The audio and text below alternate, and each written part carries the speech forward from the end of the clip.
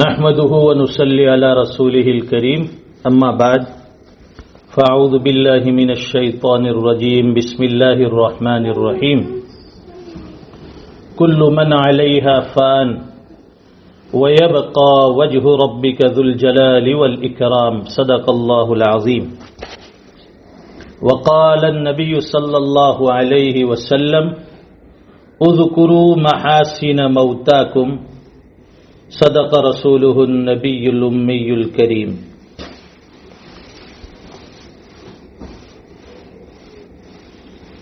اللہ تعالیٰ نے انسان کو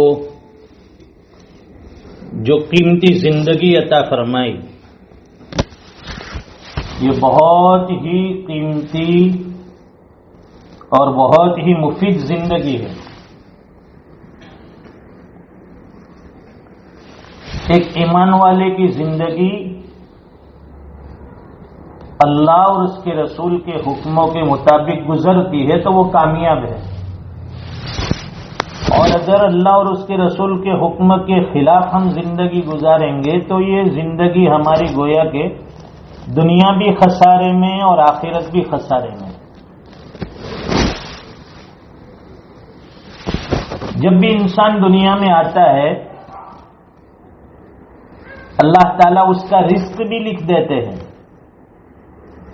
اور اس کی زندگی بھی دے کر اسے بیچتے ہیں.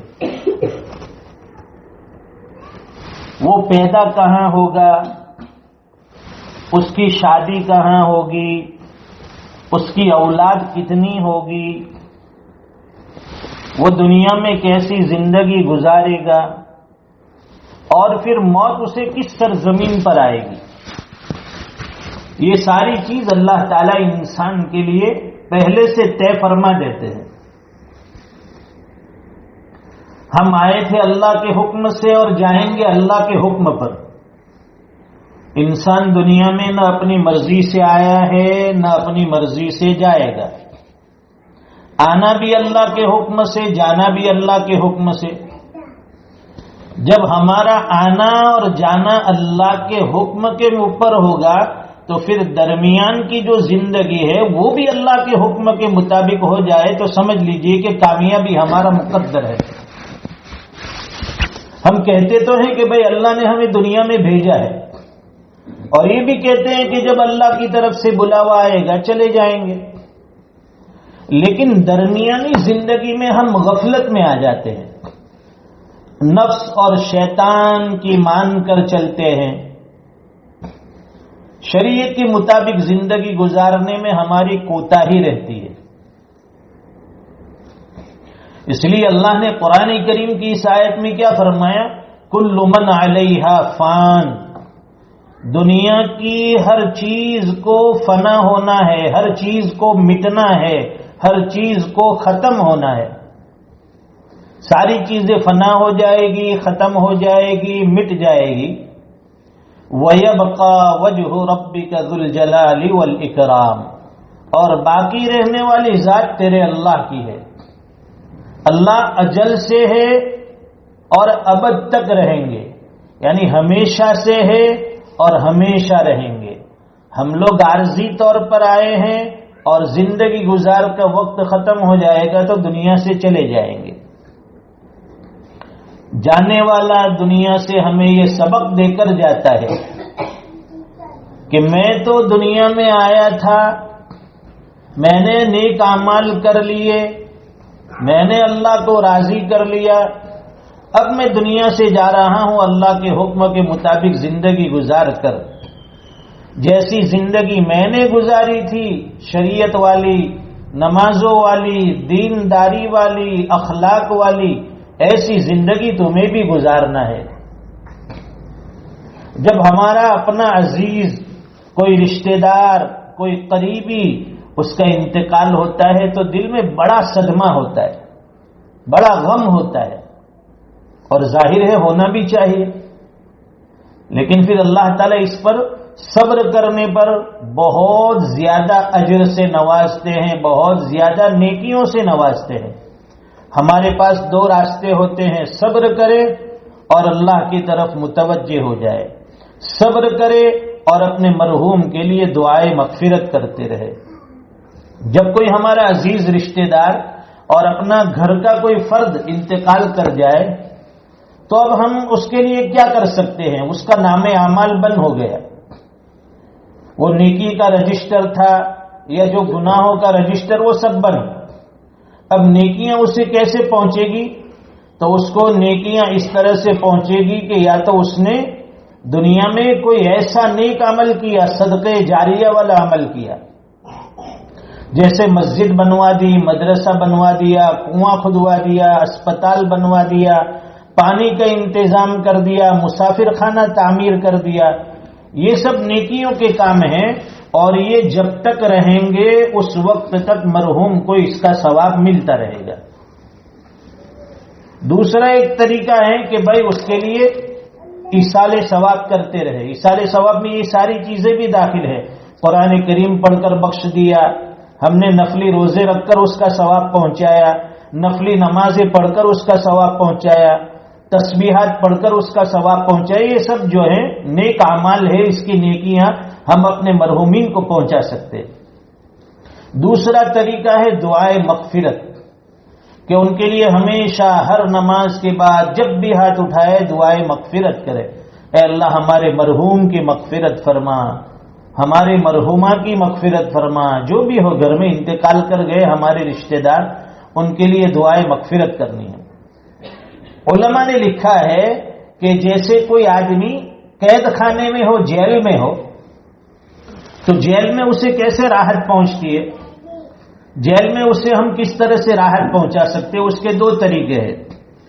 ایک طریقہ تو یہ ہے کہ ہم اس کو وقت پر کھانا پہنچاتے رہے، جیل میں قید خانے میں وقت پر کھانا پہنچایا، پانی پہنچایا، دوائی پہنچائی، کپڑے پہنچائے، اس کی ضرورت کی ساری چیزیں ہم اس کو قید خانے میں پہنچاتے رہے، اس سے بھی اس کو راحت ملتی ہے کہ چلو بھائی ہمارے رشتہ دار ہمارے لیے کھانے پینے کا انتظام کر رہے ہیں، ہم سے ملاقات کے لیے آ رہے ہیں۔ تو گویا کہ اس کا مطلب یہ ہے کہ ہم نے اسے جسمانی راحت پہنچائی، کھلایا پلایا، اس کی ضرورتوں کو پورا کیا۔ تو یہ سارے کار خیر ہیں، جو نیکیاں ہیں، ہم ایصال ثواب جو کرتے ہیں تو گویا کہ ان کی روح کو ہم غذا پہنچاتے ہیں، ہم ان کی روح تک کھانا پہنچا رہے ہیں، اس سے ان کو راحت ملتی ہے۔ دوسرا طریقہ ہے کہ اگر کوئی آدمی جیل میں قید خانے میں ہے تو اس کے فائدے کی دوسری چیز اور دوسرا طریقہ، جیسے کہ ہم اس کے لیے دعائے مغفرت کریں۔ قیدی کے لیے جیل خانے میں جو قید ہے اس کے لیے سب سے بہتر طریقہ اور جو محنت کا طریقہ راستہ یہ ہے کہ اسے قید خانے سے چھٹکارا دلائے، قید خانے سے اسے آزاد کرائے، قید خانے سے اسے باہر نکالے۔ تو اس پر اس کو بڑی خوشی ہوتی ہے کہ چلو ہمارے گھر والوں نے ہمارے لیے محنت کی، عدالت میں، کورٹ کچہری میں مقدمہ لڑے، کیس لڑے، اور اس کے بعد آج مجھے رہائی مل گئی، آزادی مل گئی۔ تو ہم جو دعائیں مغفرت کرتے ہیں ان کے لیے، اللہ ہمارے مرحوم کو آزاد کر دے، ان کی مغفرت کر دے، ان کی قبر کو نور سے بھر دے، جنت کے بالا خانے میں ان کو پہنچا دے، تو گویا کہ ہم ان کو قید خانے سے آزاد کرنے کا کام کر رہے ہیں۔ یہ دونوں طریقے ہیں، اس لیے دعائیں مغفرت بھی کرنی چاہیے، ان کے لیے ایصال ثواب بھی کرتے رہنا چاہیے۔ ہمارے مرحوم بھائی جو تھے قاری یونس صاحب، اللہ غنی کی رحمت فرمائے ان کو، بڑے اچھے نیک طبیعت اور خوش مزاج، لیکن زندگی صبر و شکر میں گزری۔ کل گزشتہ ان کے ایک رشتہ دار، ان کے ایک قریبی دوست کا بیرون سے فون آیا تو وہ مجھے بتا رہے تھے کہ جب بھی میں آتا تھا انڈیا میں وہ مجھے بمبئی لینے بھی آتے تھے اور جب جاتا تھا چھوڑنے بھی آتے تھے، اور پرانی دوستی ہماری پڑھنے کے زمانے کی دوستی رہی۔ میں ہمیشہ کہا کہ قاری یونس صاحب سے کہتا تھا کہ قاری صاحب جو بھی ضرورت ہو آپ کی مجھے ضرور بتائے، کوئی بھی تکلیف ہو تو مجھے ضرور بتائے، میں انشاءاللہ آپ کی پوری مدد کروں گا، پوری ہیلپ کروں گا آپ کی، ہمیشہ میں کہتا تھا ان کو۔ لیکن کہا کہ جس وقت سے ہماری دوستی تھی آج تک، یعنی ان کے انتقال تک، انہوں نے اپنی زبان سے کبھی کوئی چیز مجھ سے نہیں مانگی۔ اتنا صبر، یعنی صبر والی زندگی، شکر والی زندگی، ہمیشہ بس اللہ سے مانگتے رہے۔ مدرسے کی معمولی تنخواہ تھی، پورا گزر بسر اسی پر ہوتا تھا، اور ظاہر ہے کہ مدرسے کی تنخواہ اور پگار اتنا تو نہیں ہوتا کہ اپنے گھر والے کا خرچ اٹھا سکے، پورے گھر کا اخراجات پوری کر سکے، لیکن پھر بھی اس کے باوجود دین کی خدمت کرتے رہے اور الحمدللہ صبر اور شکر کے ساتھ زندگی گزارتے رہے۔ جب ہمارے بھائی کی عمر 12 سال کی تھی تو 12 سال کی عمر میں ہمارے والد صاحب نے ان کو مدرسہ پڑھنے کے لیے بھیج دیا تھا۔ یہاں گجراتی اسکول میں 5ویں کلاس میں تھے، تو مسلسل 2-3 سال تک وہ فیل ہوتے رہے، ناکام ہوتے رہے۔ تو والد صاحب نے سوچا کہ یہ اسکول کے اندر تو فیل ہوتا ہے، کچھ بڑھے گا نہیں آگے، تو اچھا یہ ہے کہ میں اس کو مدرسے میں داخل کر دوں۔ کہنے والوں نے یہ بھی کہا کہ جب یہ اسکول میں فیل ہوتا ہے، چلتا نہیں ہے، تو مدرسے میں یہ کیا پڑھے گا؟ پھر بھی ہمارے ابا نے ان کو صوفی باغ مدرسے میں پڑھنے کے لیے 12 سال کی عمر میں بھیج دیا۔ اسکول کے اندر ان کا ذہن نہیں چلتا تھا، لیکن مدرسے میں جیسے ہی ان کو ڈالا گیا، قرآن کریم حفظ کرنا شروع کیا، اللہ تعالیٰ نے ذہن ان کا اتنا کھول دیا کہ 1.5 سال کے اندر مکمل قرآن کریم کو حفظ کر لیا۔ 1.5 سال میں حافظ بن گئے تھے الحمدللہ۔ پاؤ پارا وہ سبق سناتے تھے، استاد بھی بڑے خوش تھے کہ بڑا ذہین بچہ ہے۔ پھر وہیں پر صوفی باغ کے اندر قاری کلاس تجوید بھی پڑھا، دیگام کے اندر بھی جا کر کچھ وقت تک پڑھا، تراج مدرسے میں بھی کچھ وقت تک پڑھا۔ پھر اس کے بعد پڑھانے کے بعد 18 سال کی جب عمر تھی، 18 سال کی عمر میں مدرسہ اسلامیہ صوفی باغ میں حفظ کے مدرس بن گئے، حفظ کلاس میں پڑھانا شروع کر دیا تھا۔ پھر اس کے بعد کچھ عرصے تک کفلیتا مدرسے میں پڑھایا، اور پھر اخیر تک مدرسہ اسلامیہ میں 25-27 سال تک اخیر تک پڑھاتے رہے۔ بڑی پابندی پڑھانے میں۔ جو اساتذہ وہاں پڑھاتے ہیں ان کا کہنا یہ ہے کہ ہم نے کبھی قاری یونس صاحب کو لیٹ آتے ہوئے نہیں دیکھا، گھنٹی لگنے سے پہلے وہ مدرسے میں حاضر ہو جاتے تھے، اور پورے سال میں کوئی چھٹی بھی لیتے نہیں تھے، ہمیشہ وقت کے پابند، پڑھانے کے پابند۔ تو گویا 12 سال کی عمر سے 52 سال ان کی عمر رہی، 40 سال تک یہ تدریسی درس و تدریس کا سفر رہا، یعنی 40 سال کی زندگی انہوں نے پڑھنے اور پڑھانے میں گزار دی۔ اللہ تعالیٰ ان کی ساری خدمات جلیلہ قبول فرمائے، جتنی بھی نیکیاں ہیں اللہ قبول فرمائے۔ ان کے ماشاءاللہ 2 بچے حافظ قرآن ہیں، اور ایک ہو بھی رہا ہے 3را بچہ۔ تو اولاد کا نیک ہونا، جب اولاد نیک ہوگی، حافظ قرآن ہوگی، عالم دین ہوگی، ماں باپ دنیا سے چلے جائیں گے، لیکن یہ اولاد ان کے لیے صدقہ جاریہ بنے گی۔ وہ اولاد جتنا قرآن کریم پڑھے گی، جتنا لوگوں کو پڑھائے گی، اس کا پورا ثواب اخیر تک والد مرحوم کو، والدہ مرحومہ کو ملتا رہے گا۔ اس لیے اپنے بچوں میں سے ضرور ایک بچے کو حافظ قرآن بنائے، عالم دین بنائے، گھر کا ماحول دیندار بنائے، تاکہ ہماری اولاد کے اندر دین آ جائے، تقوی آ جائے، اللہ کا دین آ جائے۔ انہوں نے 40 سال جو پڑھنے پڑھانے میں گزارے، تو ان کے سینکڑوں شاگرد، کئی بچوں نے ان سے قرآن کریم مکتب میں پڑھا، حفظ میں پڑھا۔ اب وہ بچے پڑھا رہے ہیں، وہ ان کے آگے پھر وہ بچے پڑھائیں گے، جب تک یہ سلسلہ چلتا رہے گا مرحوم کو اس کا اجر و ثواب اللہ تعالیٰ پہنچاتے رہیں گے۔ تو ہمیں بھی ایسے اعمال صالحہ کرنے کی ضرورت ہے، ایسی نیکیاں کرنے کی ضرورت ہے کہ ہمارے انتقال کے بعد، ہماری موت کے بعد وہ ثواب دائمی طور پر، وہ نیکی ہمیشہ کے لیے ہم تک پہنچتی رہے، تاکہ اللہ تعالیٰ کی رضا ملتی رہے، ہمارے درجات آخرت میں بلند ہوتے رہیں، قبروں پر اللہ کی رحمتوں کی برکھا برستی رہے۔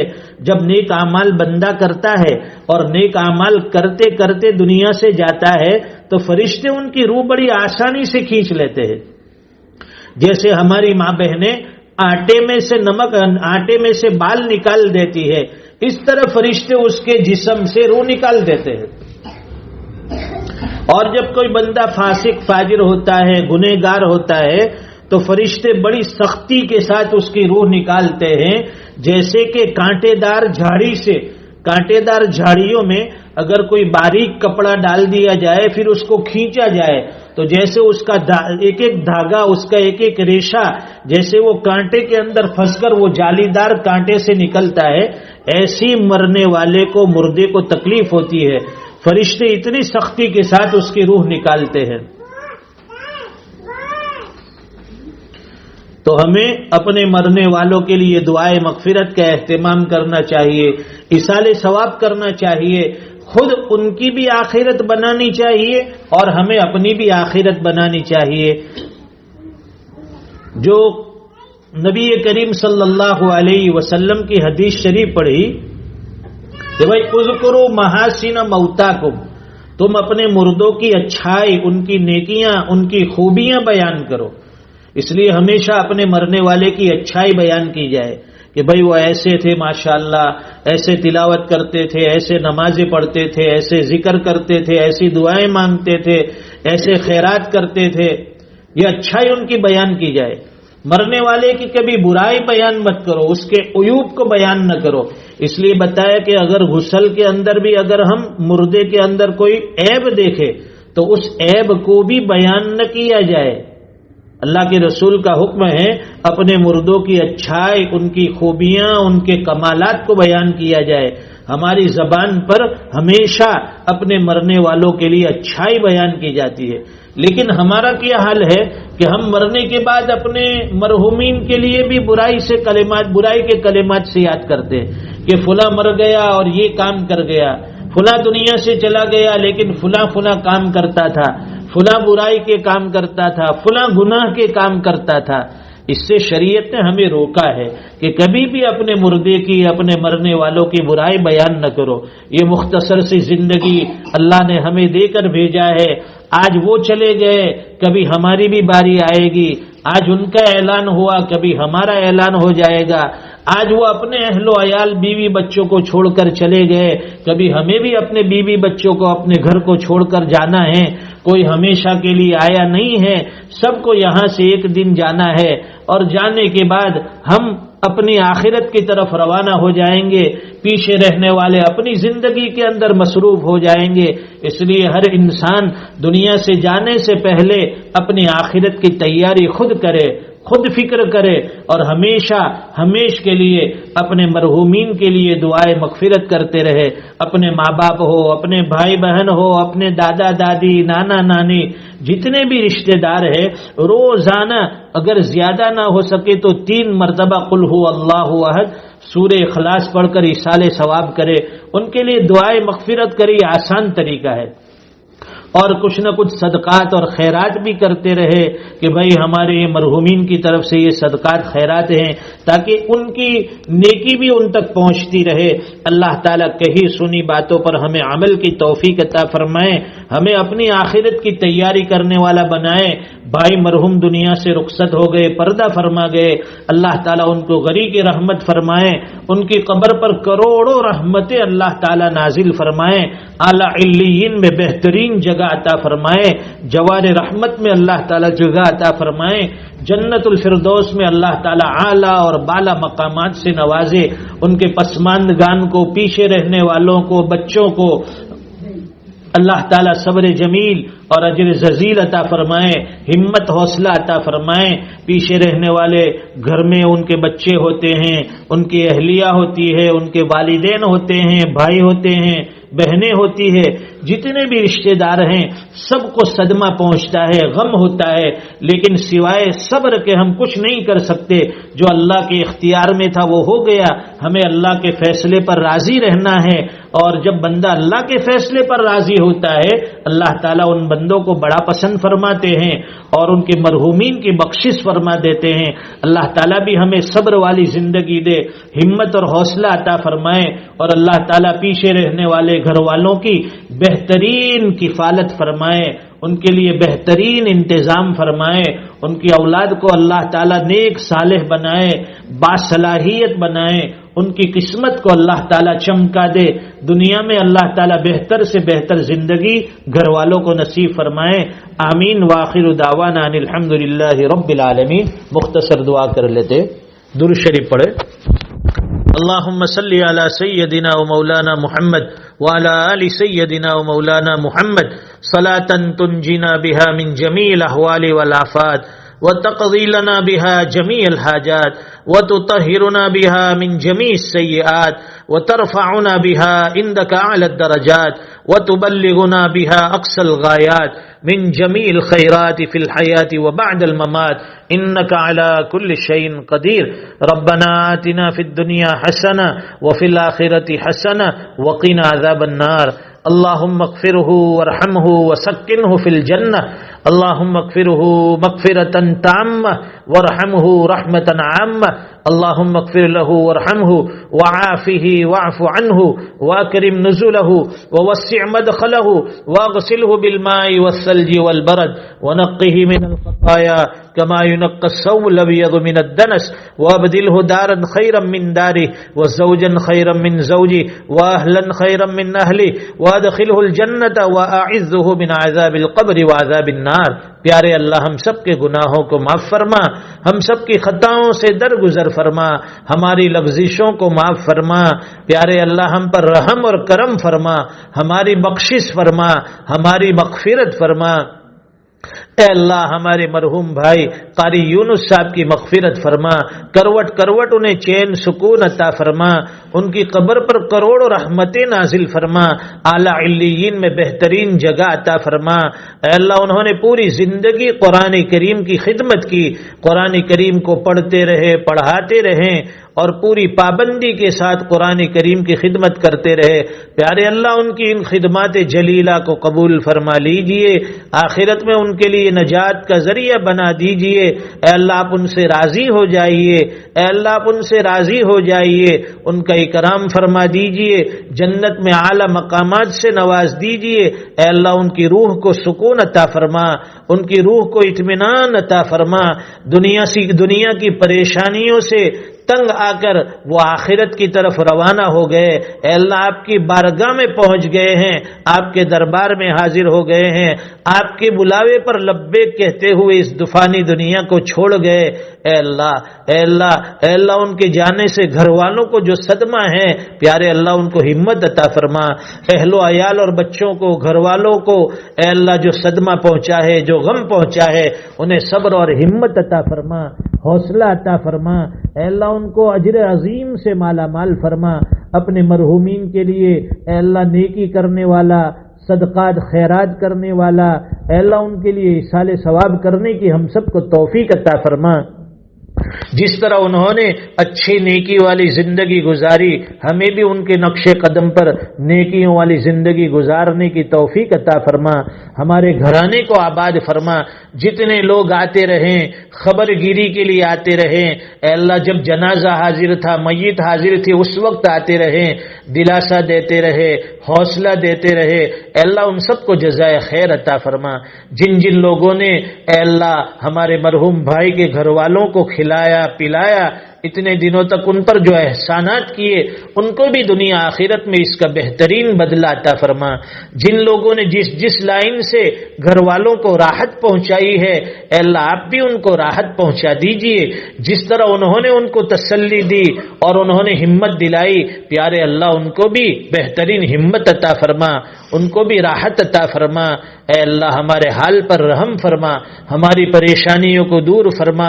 اے اللہ بچوں کو آنکھوں کی ٹھنڈک بنا، ہماری اولاد کو آنکھوں کی ٹھنڈک بنا، نیک صالح بنا، گھروں میں دینداری والا ماحول پیدا فرما، ہم سب کو 100% نمازوں کا پابند بنا، قرآن کریم کی تلاوت کا شوق عطا فرما، نیکیوں کا جذبہ عطا فرما، ہر قسم کے چھوٹے بڑے گناہوں سے ہماری حفاظت فرما، غلط رسومات سے ہماری حفاظت فرما، ہر کام شریعت اور سنت کے مطابق کرنے کی توفیق عطا فرما۔ اے اللہ ہم سب کے اگلے پچھلے گناہوں کو معاف فرما، اے اللہ ہم سب کے مرحومین کی مغفرت فرما، ان سب کے درجات بلند فرما، سب کو جنت میں بہترین مقام عطا فرما۔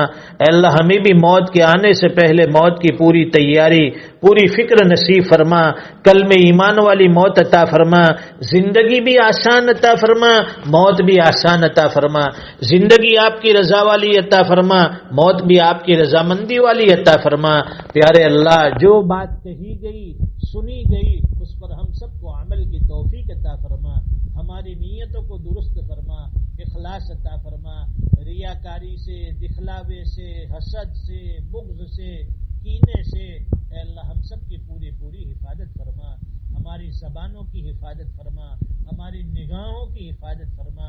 اے اللہ زبان سے نہ جانے کیسے کیسے کلمات نکلتے ہیں، کیسی کیسی باتیں نکلتی ہے، اے اللہ معاف فرما دے۔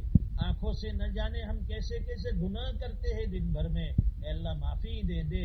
نگاہوں کو پاکیزہ بنا دے، زبان کو پاکیزہ بنا دے، پورے جسم کو پاکیزہ بنا دے، شریعت پر عمل کرنے کی توفیق عطا فرما دے، جو مانگا وہ بھی عطا فرما دے۔ اے اللہ جو نہ مانگ سکے بغیر مانگے اس سے بہتر و بڑھ کر عطا فرما۔ آج کی اس مجلس کو اے اللہ اس چھوٹے سے بیان کو، اس دعا کو ہمارے مرنے والے کے حق میں صدقہ جاریہ بنا، ہم سب کے لیے بھی صدقہ جاریہ بنا۔ دعائیں اپنے فضل و کرم سے قبول فرما۔ ربنا تقبل منا انك انت السميع العليم وتب علينا انك انت التواب الرحيم وصلى الله على النبي الكريم آمين برحمتك يا ارحم الراحمين۔